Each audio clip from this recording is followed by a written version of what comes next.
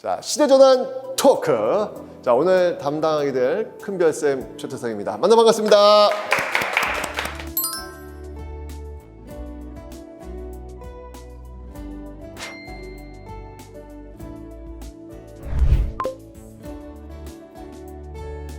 자, 오늘은 대한민국 민주주의와 이 선거의 역사에 대해서 한번 살펴보도록 하겠습니다.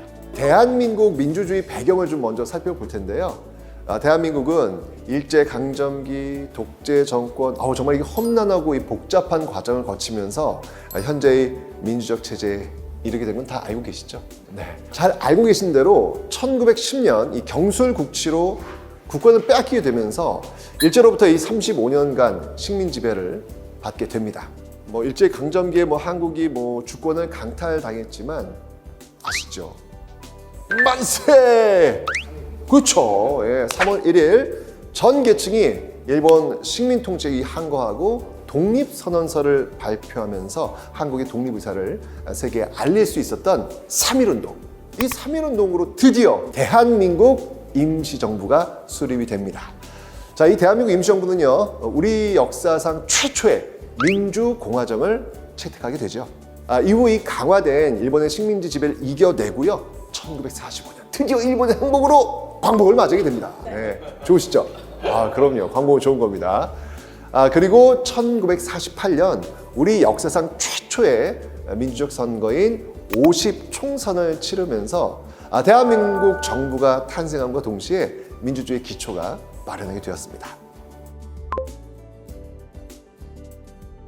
50총선거로 이 제헌국회, 그러니까 헌법을 만드는 국회가 되겠죠. 이 제헌국회가 구성되면서 총선거로 선출된 국회의원들이 헌법을 제정하는데, 이때 대한민국은요 3.1운동과 대한민국 임시정부의 이 독립정신을 계승한 나라임을 명시했고요. 또 모든 권력은 어디로부터 나온다? 그렇죠. 모든 권력은 국민으로부터 나온다 라는 점을 명시하면서 대한민국이 민주공화국임을 명시했습니다. 이후에는 1948년 이승만 초대 대통령을 맞이했고요. 근데 이제 이 이후에 조금 약간 좀 삐거덕하는 모습들이 보이죠. 이승만 대통령과 이 자유당 정부가 연이은 개헌을 통해 가지고 이 장기 집권을 했고요. 6.25 전쟁 이후에 분단이 고착화되면서 반공을 내세우면서 자신을 반대하는 세력과 이 언론을 탄압하고 이 독재 권력을 강화하면서 민주주의가 이제 심각한 위협을 받게 됩니다. 심지어는 그 정권 연장을 위해서 아주 심각한 부정선거를 치르게 되는데, 혹시 그 부정선거가 어떤 선거인지 아세요? 3.15 부정선거 들어보셨죠? 1960년 3.15 부정선거로 국민들의 이 분노를 사게 되었고요. 결국은 이 학생들과 시민들의 시위로 인해서 대통령을 물러나게 만들었던 무슨 혁명? 4.19 혁명. 맞습니다. 이 4.19 혁명이 일어나게 되면서 대한민국 민주주의 발전에 아주 중요한 전환점이 되었습니다. 근데 여기서 이제 끝이 아니었어요. 이승만이 이제 대통령직에서 물러나면서 그 뒤에 이제 장명 내각이 출범을 하는데, 1961년 5.16 군사정변, 또 1979년 12.12 사태, 이런 어떤 일련의 사태 등으로 이 정치 군인들이 권력을 장악한 지 29년 동안 이어지면서 국민들은 이에 맞서서 그때마다 계속 민주화 운동을 전개하게 되죠. 대표적으로 본다면 이제 1979년에 있었던 부산과 마산 지역에서 일어났던 부마항쟁, 그리고 1980년 5.18 민주화 운동, 이런 예를 들을 수 있겠죠. 이런 수많은 민주화 운동을 거치면서 결국은 이 독재 정권을 종결시킨 아주 중요한 결정적 항쟁이 있었습니다. 영화로도 나왔습니다. 그 영화 제목 혹시 아시나요? 1987. 맞습니다. 바로 1987년 6월에 일어난 민주항쟁이죠. 6월 민주항쟁은요, 전국적으로 일어난 대규모 시위였는데요. 군부 독재를 종식시키고요, 대통령 직선제를 골자로 한 이 헌법 개정을 이끌어낸 아주 중요한 민주화 운동입니다. 지금도 우리 대통령 5년 단임 직선제 하고 있잖아요. 여전히 이 87년 그 헌법 체제에 우리도 지금 살고 있는 겁니다. 이를 통해서 대한민국은 민주주의의 큰 진전을 이루게 되었다라고 할 수 있고요. 6월 민주항쟁은 이 모든 투쟁의 결실임을 알 수 있는 것이죠. 앞서 설명드린 것처럼 이 대한민국 민주주의 역사는요, 어쩌면 이 선거의 역사와 그 궤를 같이 했다 라고 볼 수도 있어요. 1945년 이 광복 직후 정부 수립을 위해서 현대식 선거 제도를 도입한 이후에 지난 70여 년간 우리나라 그 선거 제도의 그 지속과 변화 양상을 보면요, 두 가지 큰 특징이 있습니다. 첫 번째, 이 선거 경쟁의 규칙이 지속적으로 변화해 왔고요. 특히 민주화 이전 집권 세력의 이 변화에 따라서 그 기본 골격이 바뀌는 경우가 많았습니다. 두 번째로는요, 민주화 이전과 이후 시기의 선거 제도는 본질적 면에서 좀 차이를 보이고 있어요.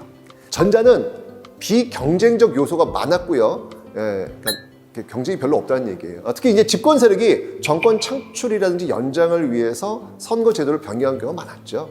반면 이 민주화 이후에는 집권 세력이 선거 제도를 악용한다? 이거 거의 이제 불가능해졌고요. 오히려 경쟁성, 공정성, 대표성, 비례성 등을 높이기 위해서 노력하고 있습니다. 아니 뭐 지금도 선거에서 뭐 부정 얘기 나오면 이거 뭐 CCTV 들여다보고 있지 않습니까? 그죠? 이제 지금 민주화 이후에는 거의 불가능해졌다. 이제 이렇게 보고 있는 것이죠. 최근 미국 대선이 있었는데 국회의원, 지방선거 등 다양한 선거가 있지만 나라의 대표를 뽑는 가장 큰 선거라고 볼 수 있는 대통령 선거.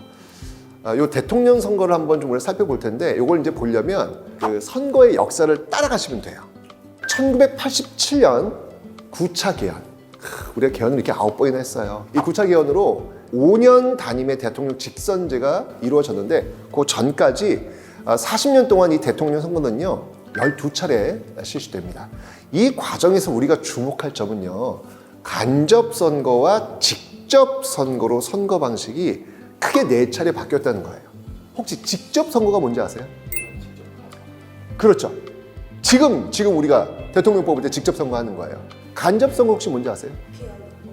뭐 그런 식으로. 이 역사 좀 살펴보면 1948년도 첫 번째 대선은요 간접선거였어요. 국회에서 간선으로 선출했는데 이때 대통령이 초대 대통령 이승만이 되는 겁니다.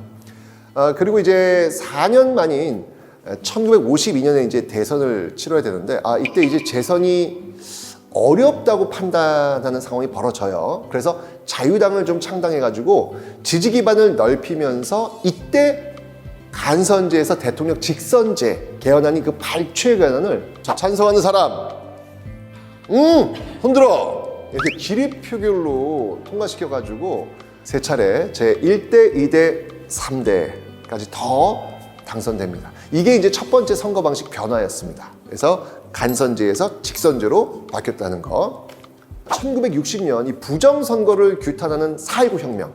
이 4.19 혁명 때문에 이제 이승만 대통령이 물러났잖아요. 그죠? 그리고 나서 헌법을 바꾸는데 그게 뭐였냐면 내각 책임제와 양원제를 골자로 하는 개헌.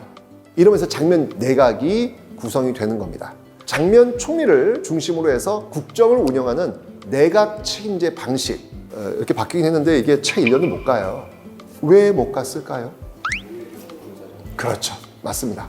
아시겠죠? 5.16 군사정변. 군사정변을 주동한 이 박정희 등이 결국 내각제 폐지하고요. 다시 대통령제로 환원시키면서 대통령 직선제가 다시 도입이 됩니다. 그 결과로 군부 출신의 이 박정희 대통령이 3차례 제5대, 6대, 7대나 직선제로 대통령이 당선되었죠. 잘 아시면 여기서 끝이 아니었지 않습니까? 여기서 더 나아가가지고 1972년에는요 종신 집권, 이게 뭐 거의 죽을 때까지 할 수 있는 종신 집권을 위해서 유신헌법이 도입이 되면서 선거 제도가 통일주체 국민회의 간선제로 바뀌고요. 2차례 제8대, 9대 더 대통령이 당선이 됩니다. 이 통일주체 국민회의를 통한 간선제는요 이후 전두환이 대통령이 당선될 때까지 계속 지속이 됩니다. 이후 전두환은요 당선 직후 개헌을 단행해서 간선제는 유지하되 선거인단을 통해서 대통령을 선출하도록 이 외형적 변화를 줍니다. 1987년 6월 민주항쟁으로 정말 전 국민들 다 들고 일하면서 대통령 우리가 뽑겠다라는 이 개헌 요구에 따라 결국은 폐기되었고요. 이후 우리에게 익숙한 대통령 직선제로 우리 손으로 우리의 대통령을 선출할 수 있게 되었고 그게 지금까지 계속 이어지게 됩니다. 자, 이처럼 우리가 지금 당연하게 생각하는 이 민주주의와 선거는요 어느 시점에서 자연스럽게 정착된 거 아니고요. 우리의 자유와 그 권리를 위해 오랜 시간 시행착오와 투쟁의 시간을 켜켜이 쌓아내면서 이루어낸 소중한 우리의 과거 유산이다. 그리고 그것은 진행형이다 라고 할 수 있겠습니다.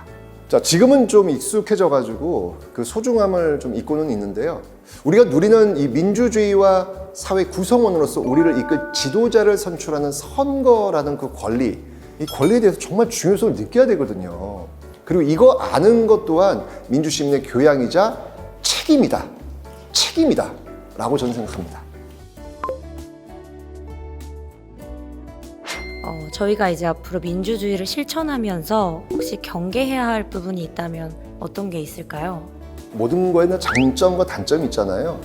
아무래도 그 다수의 횡포가 발생할 수 있겠죠. 그러니까 민주주의의 기본 원칙 다수결이잖아요. 근데 이게 다수의 의견이 항상 정의롭거나 공정한 결과를 낳는 건 아니잖아요. 그런 과정 속에서 소수의 의견이 배제되거나 권리를 침해하는 그런 어떤 사례들이 나올 수 있기 때문에 그런 것들을 좀 경계해야 되지 않을까라는 생각이 듭니다.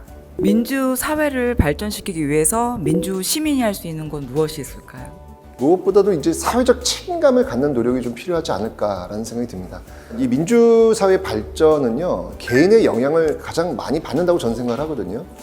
개인만의 어떤 이익을 추구하기보다는 좀 사회적 책임감 좀 갖고 다른 사람들과 좀 이 공동체 발전을 위해서 좀 활동을 하면 민주사회를 더 발전시킬 수 있지 않을까라는 어떤 그런 생각을 저는 갖고 있습니다.